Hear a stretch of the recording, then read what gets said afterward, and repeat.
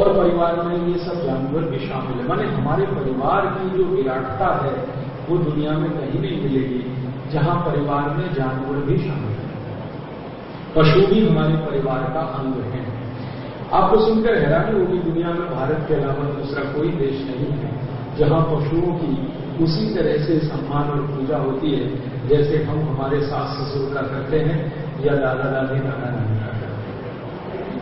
हमारे यहाँ ये दुनिया के दूसरे देशों में नहीं। तो जब परिवार इतना बड़ा होता है तो उसमें क्या होता है कि परिवार का हर अंग माने हर सदस्य, वो पशु हो या मनुष्य हो, एक दूसरे के तनाव को बांटने वाला होता है। इसलिए किसी एक व्यक्ति पर स्ट्रेस होना भारतीय परिवार में तो माना ही नहीं गया।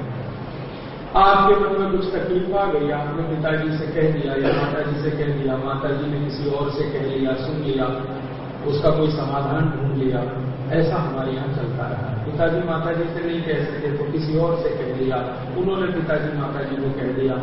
माने बात आपकी पहुंच गई जहां पहुंचनी है। स्ट्रेस कब जन्म लेता है?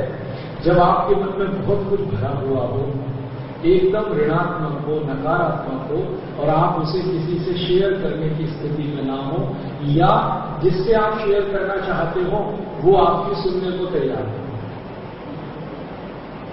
वो कहे कि मेरे पास फालतू समय नहीं है तुम्हारी ये सब काम कहानी सुनने के लिए, तब स्ट्रेस जन्म लेता है।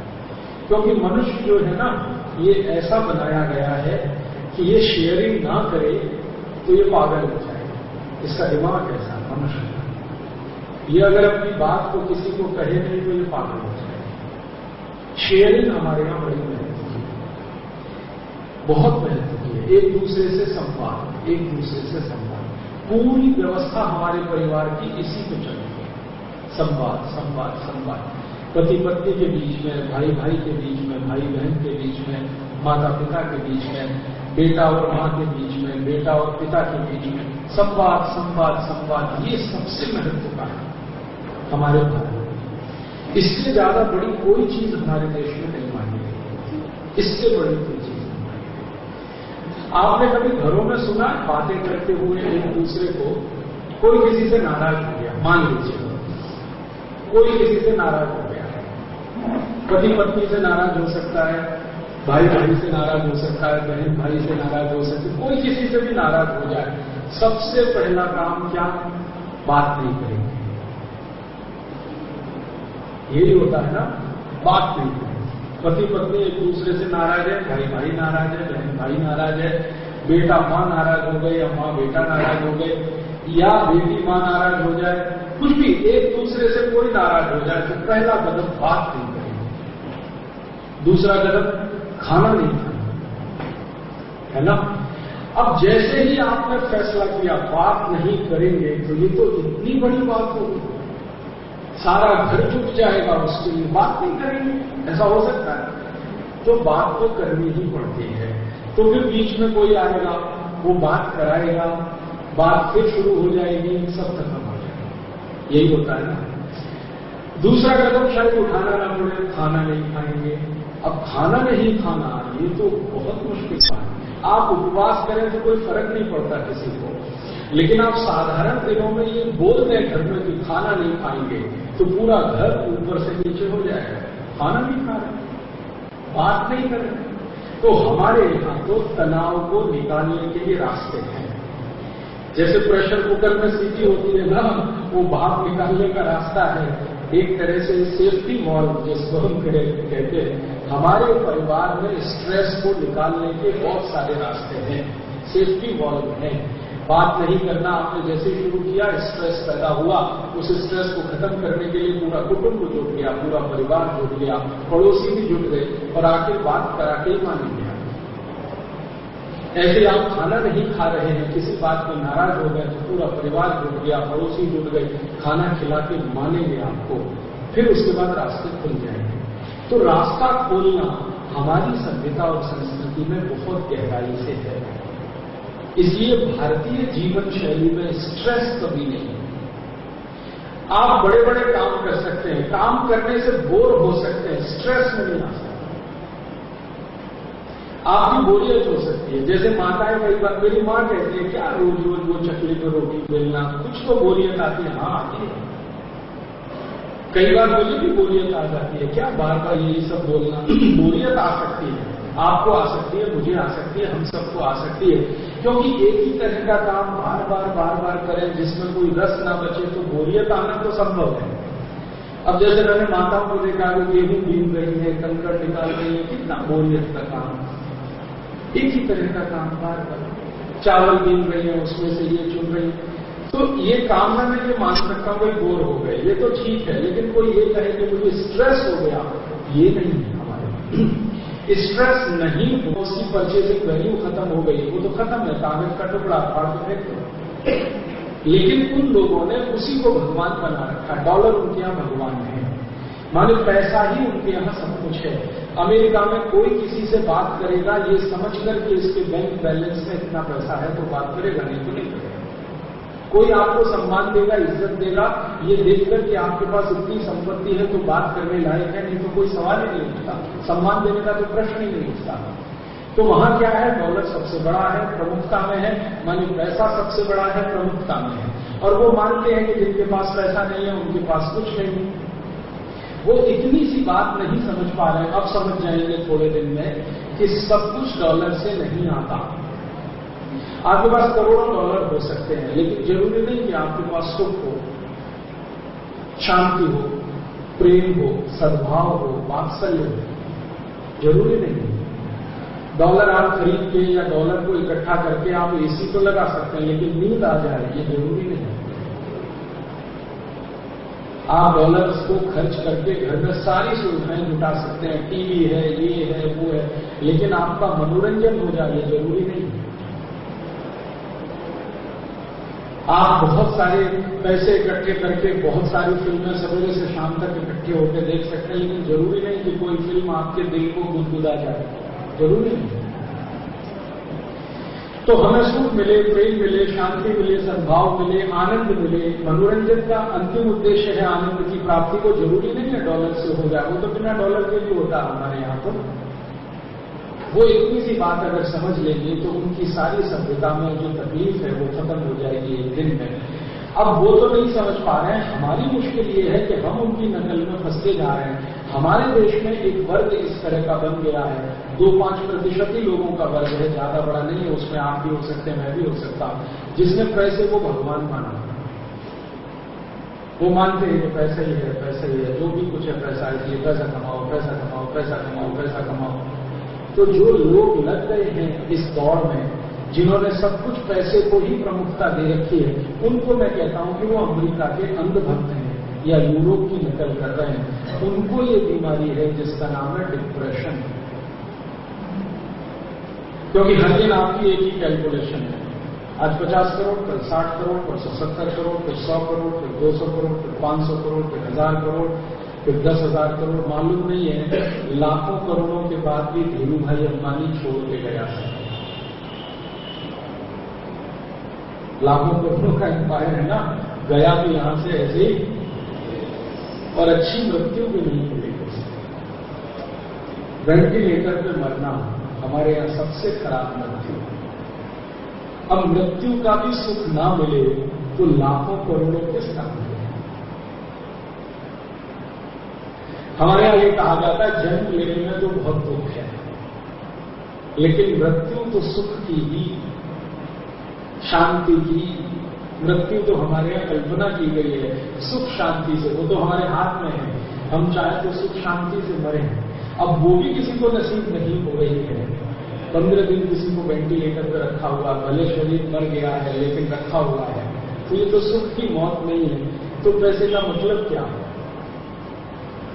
और धीरूभाई अंबानी का उदाहरण मैं इसलिए दे रहा हूं कि आपकी आंखों के सामने सब कुछ हुआ है। दुनिया भर के डॉक्टर जुटाए गए लेकिन कोई नहीं बचा पाया। इसका मतलब है जाना तो है ही, बचाने का तो सवाल ही नहीं है। तो फिर ये हजारों लाखों करोड़ों रुपए की क्या फालतू की बीमारी हमने पाल ली अपने जीवन। आपके पास रुपया होना चाहिए, धन संपत्ति होनी चाहिए, वहां तक तो ठीक है कि आपका जीवन चलाने में कोई अड़चन ना आए, लेकिन ये पागलपन कि 1 करोड़ हो गया तो 100 करोड़, 100 करोड़ हुआ तो 1000 करोड़, 1000 करोड़ तो 10,000 करोड़, 10,000 करोड़ के बाद 50,000 करोड़। भारतीय शास्त्रों में ये कहा गया है कि धन बहुत ज्यादा आकांक्षा करना चाहिए सार्वजनिक कामों के लिए, व्यक्तिगत जीवन के लिए नहीं। हमें सार्वजनिक काम करने, सार्वजनिक काम माने जो हम अकेले नहीं कर सकते, मंदिर बनाना, ठीक है, ये सार्वजनिक काम है, इसके लिए धन की आकांक्षा करो। मंदिर 10 करोड़ में बन रहा तो 20 करोड़ में, 50 करोड़ में, 100 करोड़ में, वो तो ठीक है। धर्मशाला बनानी है, गौशाला बनानी है, पानी की व्यवस्था करनी है, तालाब खोदना है, सड़क बनानी है, स्कूल बनाना है, कॉलेज बनाना है, जो दूसरों के लिए काम आने वाली चीजें हैं, सार्वजनिक बातें हैं, सार्वजनिक चीजें हैं, उनके लिए भारतीय शास्त्रों में कहा गया धन को बेफाम खर्च करो, लिमिटलेस। लेकिन व्यक्तिगत जीवन के लिए कम से कम खर्चे में चलाओ। आपके व्यक्तिगत जीवन के लिए बेफाम खर्चा नहीं। आपको तो रहना है एक शर्ट और एक पैंट में, या एक कुर्ता एक पजामा में, या एक धोती एक लुंगी में। आपके लिए तो यही है, भले करोड़पति हो आप। आपके पास जो धन आया वो माना गया ईश्वर ने आपको दिया है दूसरों की मदद करने के लिए, तो करो।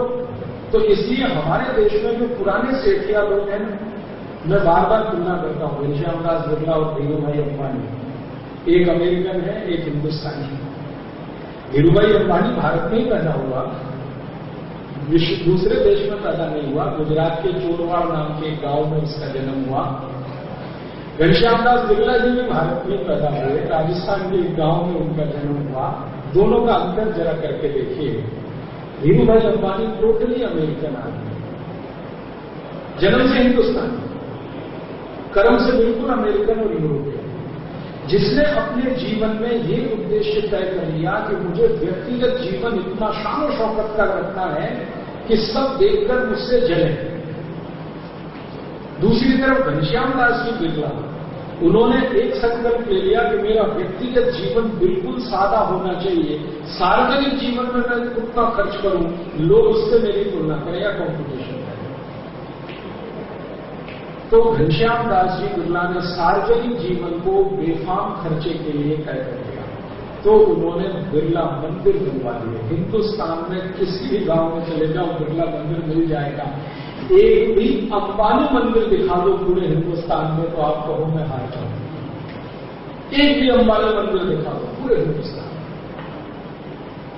हालांकि बिरला जी की संपत्ति आज कंपैरिजन करें तो अंबानी से कम है, लेकिन हर बड़े शहर, हर बड़े गांव में बिरला जी का मंदिर मिलेगा, बिरला जी की धर्मशाला मिल जाएगी, बिरला जी का कुआं मिल जाएगा, बिरला जी की प्याऊ मिल जाएगी, बिरला जी का स्कूल मिल जाएगा बच्चों का, बिरला जी का अनाथ आश्रम मिल जाएगा, बिरला जी का आपको वृद्धाश्रम भी मिल जाएगा। क्योंकि मैं पूरे देश में घूमता हूं तो ये सब मिल जाता है। अंबानी का न कोई धर्मशाला है, अंबानी की न कोई प्याऊ है, अंबानी का न कोई तालाब है, अंबानी का न कोई कुछ भी नहीं है। क्यों? महत्व एक ही है, पैसा दोनों ने कमाया, लेकिन एक ने पैसे को सार्वजनिक तरीके से लुटाना, फैलाना, बांटना, वो, और एक ने व्यक्तिगत जीवन के लिए उसको उपयोग करना।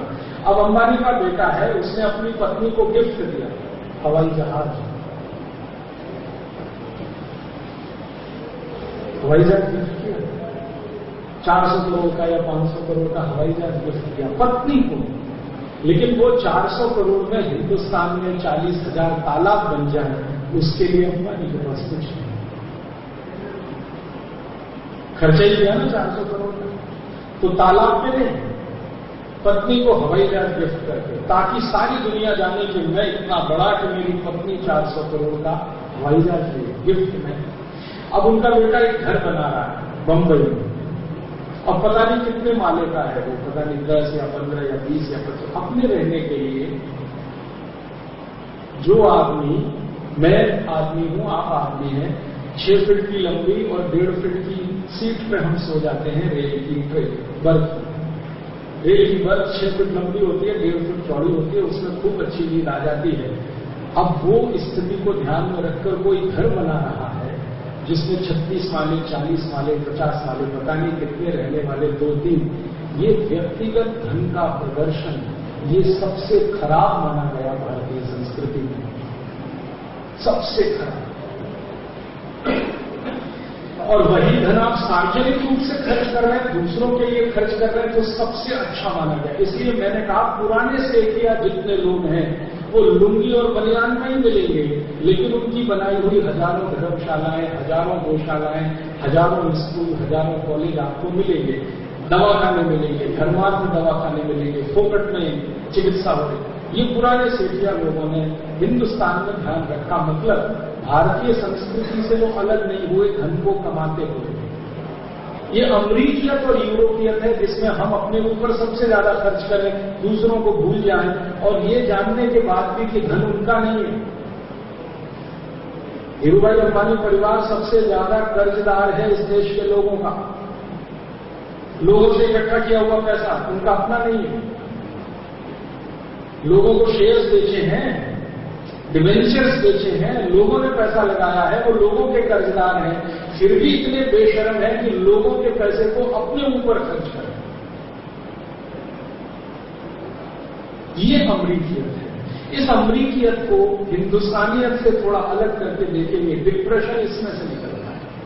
आप अपने लिए सब करें, अपने परिवार के लिए करें, बाकी दुनिया को भूल जाएं, सब कुछ मेरा मेरा मेरा मेरा मेरा, और अंत में मेरा मेरा करते हुए वो भी छूट जाए तो डिप्रेशन आएगा।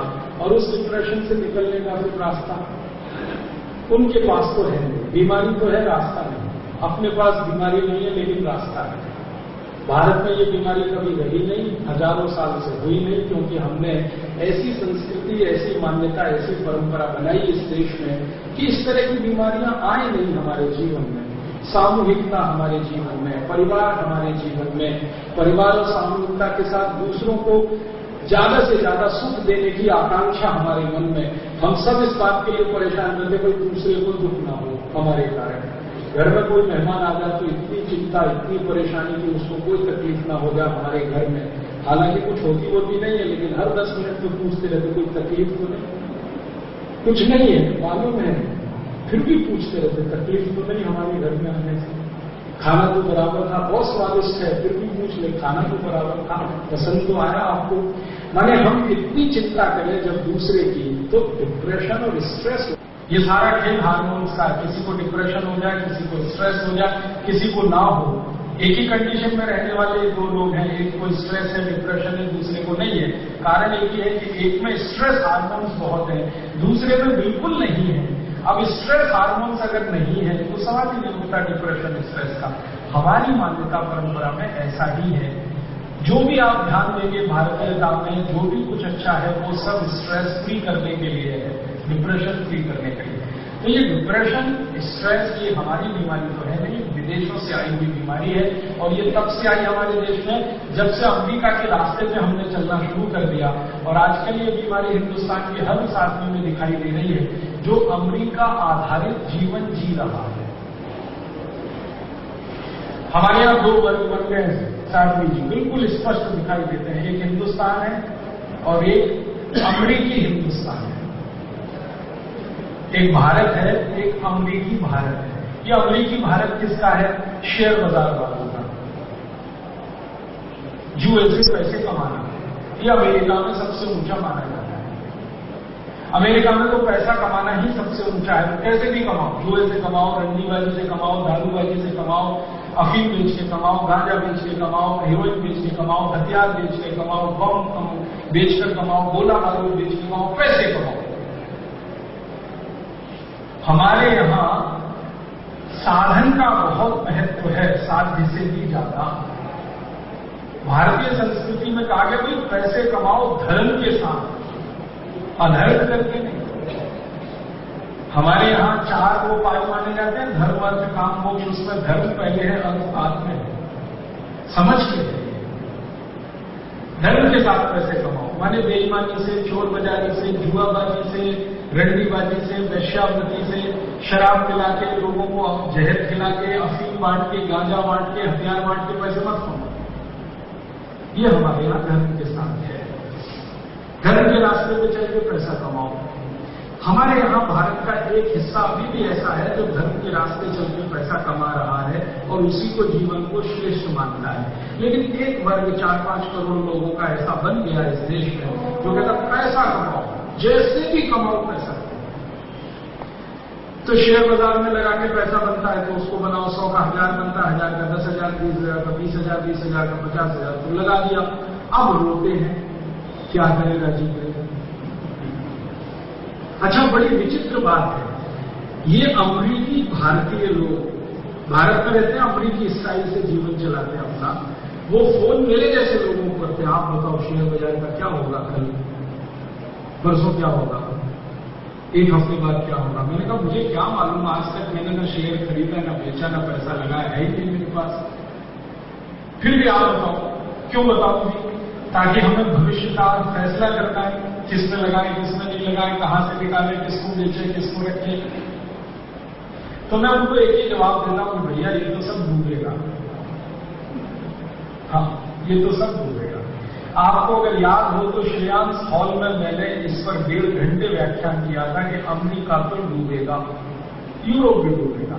मैं बोल दिया था कि 1 साल में डूबेगा, वो पहुंच गए अमेरिका। हाँ, ये अमेरिका वाले सब चारवाक की औलाद है। यावत जिवे सुखम जिवे प्रणम कृत्वा धर्तम जिवे, जब तक जियो सुख से जियो, कर्जा लेके घी पियो। हाँ, तो चारवाक भारत में हुए, लेकिन हमको पसंद नहीं आए, आने भी नहीं थे, क्योंकि हम भारतीय मानते ही नहीं। हम तो भारतीय मानते हैं कि पांव उतने फैलाओ जितनी अपनी चादर, एक पांव पसारिए जितनी चादर लंबी।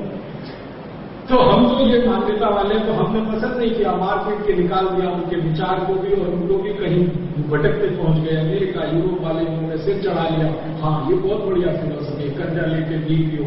तो कर्जा देने वाले बैंक भी बन गए, और ऐसे ऐसे कर्ज दे दिए जो वापस आने की कोई संभावना नहीं। जिस आदमी की कैपेसिटी है कि भैया वो $10,000 तक ले सकता, उसको $1,00,000 दे दिया।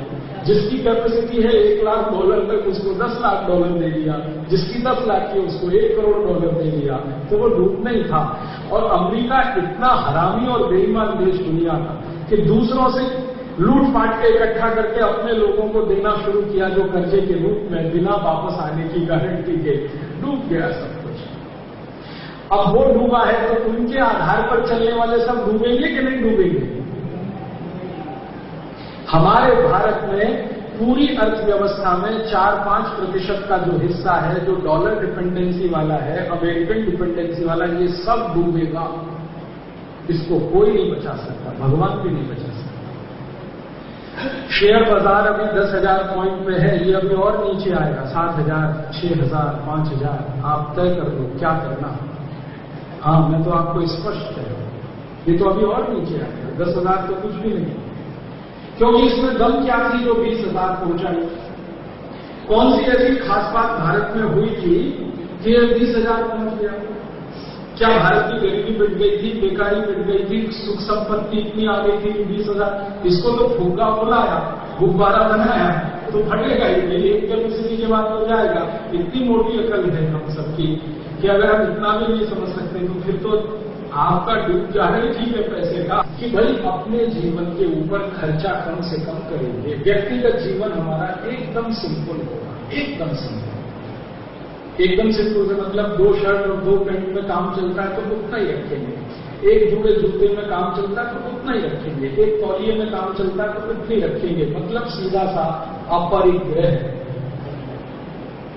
जो जैन दर्शन में आपको बार बार सुनाते हैं आचार्य भगवंत साध्वी जी साधु, वो अपने जीवन में ले आएगा। कभी भी स्ट्रेस नहीं होगा, कभी भी डिप्रेशन नहीं होगा। करके देखिए, मैंने करके देखा। मेरा विद्यार्थी जीवन अगर आप सुनेंगे और जानेंगे तो हैरान हो जाएंगे, इतना 180 का टर्न है। और वो टर्न आया ऐसे, किसी एक आचार्य भगवंत के मुंह से मैंने सुन लिया कि भैया कब में रहोगे, व्यक्तिगत तो बहुत संतोष है, सुख है, तो ठीक है वही आप कर लो। अपने जीवन को व्यक्तिगत रूप से कम खर्चे में चलाने की आदत डाल दो। माने कर कसाई से, कंजूसी से व्यक्तिगत जीवन चलाओ, और सार्वजनिक जीवन के खर्चे के लिए कभी पीछे मत रहो। कोई सार्वजनिक जीवन का खर्चा है, कोई जिलालय बनाना है, देवस्थान बनाना है, धर्मशाला बनानी है, स्कूल खोलना है, कॉलेज बनाना है, हॉस्पिटल, जिसमें दूसरों का भला होता, पीछे मत हटना। भले आपके पास 10,000 की जमा पूंजी हो तो दे देना उसमें से 2-5 हजार, मतलब दान करना। व्यक्तिगत जीवन को कंजूसी से जीना, कम से कम में अपना खर्चा चलाना, परिवार का खर्चा चलाना, सार्वजनिक जीवन में खुलकर दान करना।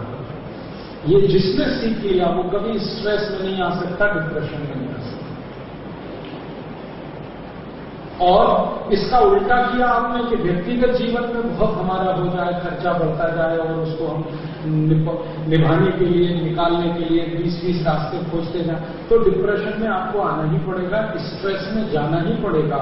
और आज के आधुनिक विज्ञान में स्ट्रेस वो महामारी है जो 100 और बीमारियों को जन्म दे रही है, क्योंकि स्ट्रेस पैदा करने वाले कुछ हार्मोन्स हैं जो हमारे शरीर में बढ़ जाएं तो डिप्रेशन स्ट्रेस से ज्यादा खतरनाक स्थिति में heart attack, cardiac arrest, paralysis, high blood pressure सब तरफ ले जाएंगे आप। और लाइलाज बीमारी, हमारे लाइलाज आप हो जाएंगे, कोई डॉक्टर आपका इलाज नहीं कर पाएगा, क्योंकि स्ट्रेस हार्मोन को खत्म करने के लिए दवा नहीं है पूरी दुनिया, जान लीजिए।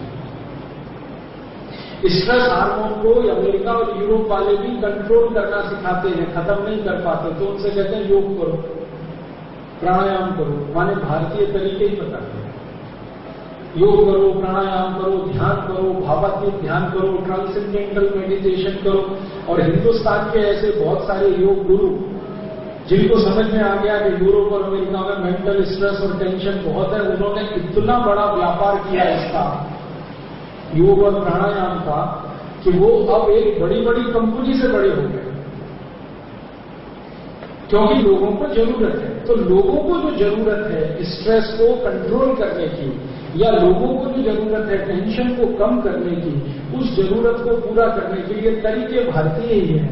योग करें, ध्यान करें, प्राणायाम करें, उसमें स्ट्रेस हार्मोन कम होते हैं। आपको भी वही बताया था कि आपको अगर स्ट्रेस हार्मोन्स हैं, बहुत डिप्रेशन में है, बहुत तनाव में है, तो चिकित्सा आपकी यहां से शुरू होगी कि आप थोड़ा शांत रहना सीखें, ध्यान में जाएं, प्राणायाम करें, योग करें, वगैरह वगैरह। इससे उसके बाद क्या करें और दवा के रूप में क्या करें, तो आपके रसोई घर में बहुत सारी चीजें हैं जो स्ट्रेस हार्मोन्स को कंट्रोल करती हैं, बहुत सारी चीजें अपने रसोई में। उसमें सबसे अच्छी चीज है देशी गाय का घी, जो स्ट्रेस हार्मोन को सबसे तेजी से कंट्रोल करेगा, सबसे तेजी से। देशी गाय का घी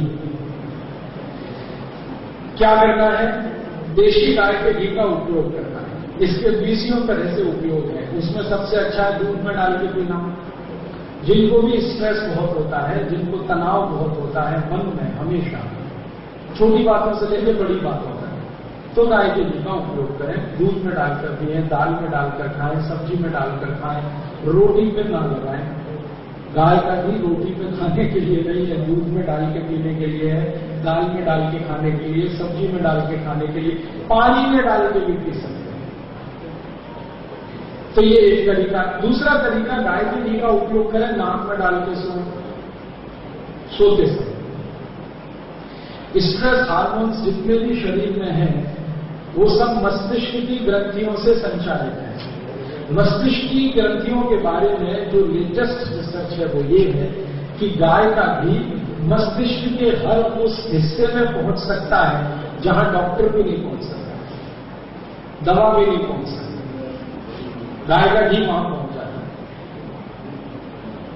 तो आप इसको नाक में डाल के इस्तेमाल करें, जिनको स्ट्रेस है, जिनको टेंशन है। और स्ट्रेस जब बहुत होता है, टेंशन बहुत होता है और स्ट्रेस के हार्मोन शरीर में होते हैं, तो कुछ केमिकल शरीर में कम होना शुरू हो जाते हैं। और उनमें से एक केमिकल बहुत तेजी से घटता है, उसका नाम है कैल्शियम, बहुत तेजी से घटता है। दूसरा आयरन बहुत तेजी से कम होता है। तीसरा सोडियम, ये भी बहुत तेजी से कम होने लगता है जब स्ट्रेस हार्मोन बहुत हो, आपको तनाव बहुत हो, टेंशन बहुत हो, डिप्रेशन बहुत हो। तो ध्यान रखें कि इन केमिकल्स की पूर्ति होती रहे आपके शरीर में। तो पूर्ति कैसे होगी? कैल्शियम का मैंने बता दिया। सबसे अच्छा स्रोत है चूना, चूने का उपयोग करें। जीरे भर चूने का हिस्सा दही में मिला के, मट्ठे में मिला के, जूस में मिला के, दाल में डाल के, सब्जी में डाल के, पानी में डाल के, जैसे चाहे उपयोग करें। जीरे भर चूना रोज, तो कैल्शियम की पूर्ति करेगा। आयरन की पूर्ति करने के लिए क्या है अपने रसोई में? बहुत अच्छी चीज है अनार। अनार खाएं, अनार का रस पिए, भरपूर आयरन मिलेगा शरीर में।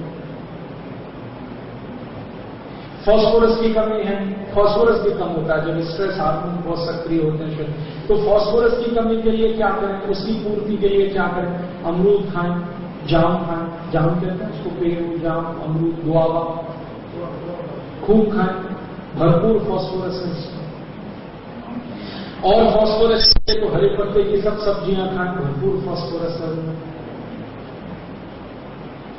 कैल्शियम के लिए कोई चूना नहीं खा सकता, कहे कि मेरी तो जीभ फट जाती है, मुझे तो ऐसा हो जाता है वैसा हो जाता है, तो उनको कह रहा हूं कि खूब केला खाएं, पेट भर भर के केला खाएं, केले में भरपूर कैल्शियम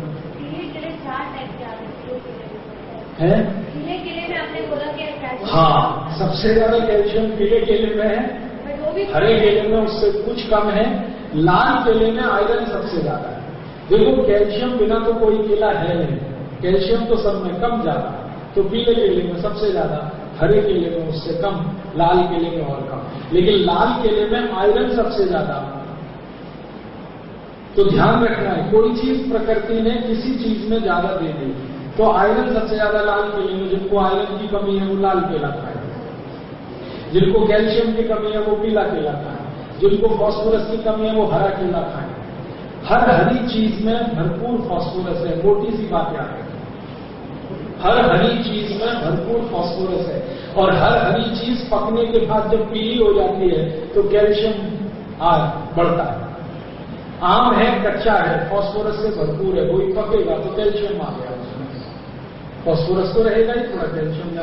तो आप अपने जीवन में स्ट्रेस आता है, टेंशन आता है, डिप्रेशन आता है, तो भोजन को थोड़ा व्यवस्थित करेंगे, नाक में घी डाल के सोएंगे, भोजन में कहा ऐसी चीजें ज्यादा खाएंगे जो कैल्शियम दें, फास्फोरस दें, आयरन दें, जो कम हो रहा है सोडियम। वेरी गुड, कहां से मिलेगा, सबसे ज्यादा सोडियम मिलेगा सेंधा नमक से, काले नमक से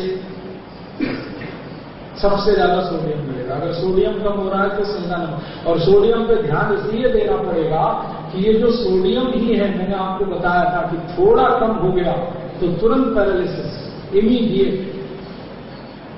सोडियम की थोड़ी सी कमी पैरालिसिस का कारण, सोडियम की थोड़ी सी कमी ब्रेन हेमरेज का कारण, सोडियम की थोड़ी कमी इतनी खतरनाक हो सकती है कि जिंदगी भर आवाज चली जाए आपकी, बोल ही नहीं सकेगा।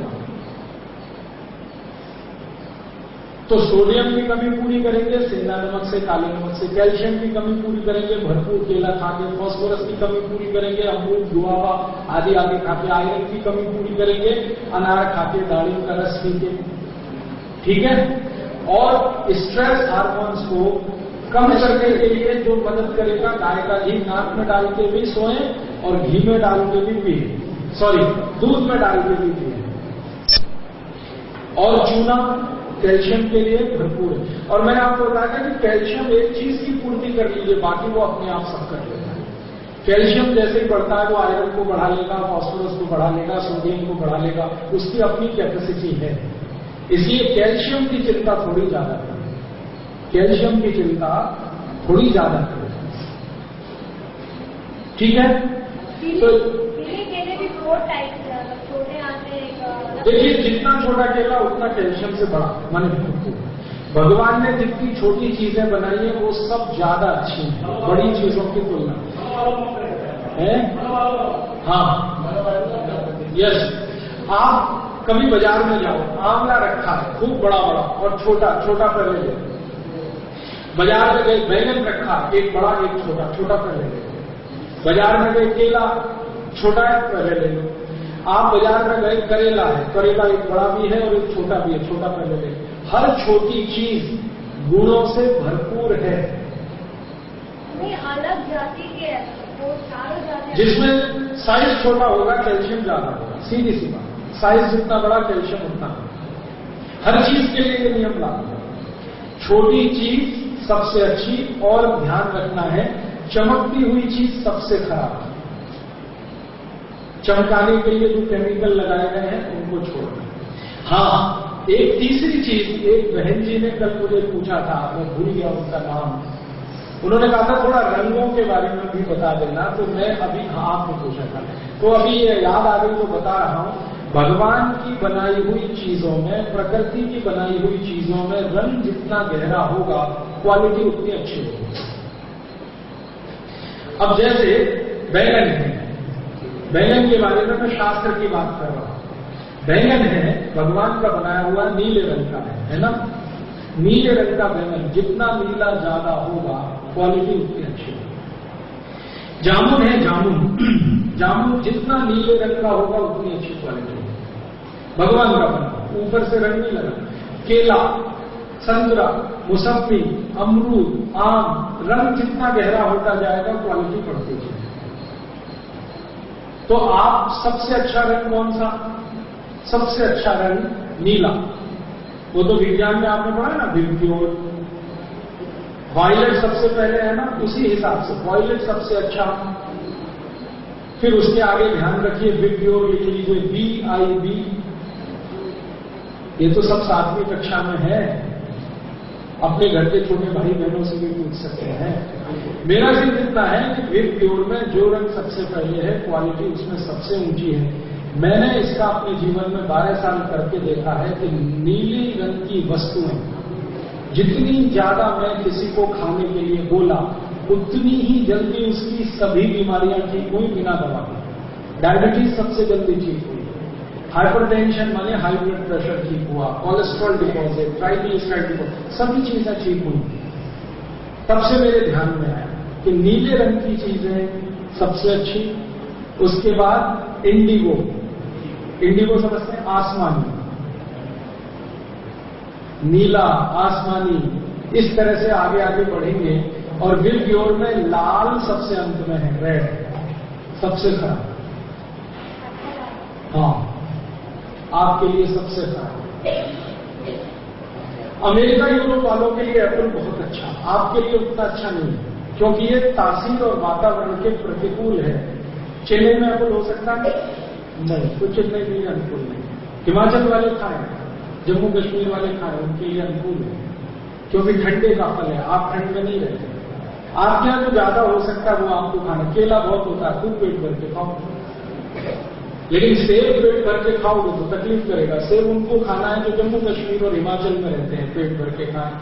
वातावरण का, पर्यावरण का, आबोहवा का, स्थान का सबसे महत्व है भारत की हर चिकित्सा पद्धति में। जो नजदीक में होता है सबसे ज्यादा होता है, उसको सबसे ज्यादा इस्तेमाल करना है। रंग के हिसाब से बता दिया। लाल टमाटर भी आपके अगर नजदीक हो रहा है तो ठीक है, दूर कहीं से आ रहा है तो वो आपके लिए अनुकूल नहीं बैठेगा। बेंगलोर से आता है, चेन्नई में होता है तो खा लो। अब इसमें अंत में आता है फिर क्या करें, साधु हो जाए क्या, सन्यासी हो जाए तो अच्छा ही है, साधु जी का परिवार बड़ा हो जाएगा। और मेरा तो ये कहना है शरीर से ना हो, वस्त्र से ना हो, मन से तो हो ही जाए। इतनी तैयारी रखें कि सब कुछ हमने छोड़ा हुआ है, जब जरूरत पड़ी उठ के चल देंगे। अगर उस स्थिति में आप हैं तब तो बहुत ही अद्भुत है। आसमानी में क्या चीज? आसमानी में क्या है? आसमानी ब्लू के बाद आता, वॉयलेट के बाद, सॉरी वॉयलेट माने बी। हाँ, जामुन वॉयलेट है लेकिन नीला भी आता है, नीला जामुन भी आता है और नीला बैंगन भी आता है। नीले बहुत तरह के फूल भी आते हैं, नीले कई तरह के फल भी हैं। नीला सबसे अच्छा होगा, उसके बाद इंडिगो होगा, फिर उसके बाद ऐसे बढ़ता जाएगा। वॉयलेट है, VIB, विप्योर, GYOR। तो एक एक ऑरेंज कलर आएगा, रेड कलर आएगा, ग्रीन कलर आएगा, ये पीछे वाले हैं। रेड सबसे अंत में है, ध्यान उसको इतना ही रखना है। भगवान ने ये जो प्रकृति में इंद्रधनुष बनाया उसमें जो सबसे पहला रंग है वो सबसे अच्छा, दूसरे नंबर पर और थोड़ा कम, तीसरे नंबर पर और थोड़ा कम, चौथे नंबर पे और थोड़ा कम, पांचवें नंबर इस तरह से रेड सबसे कम।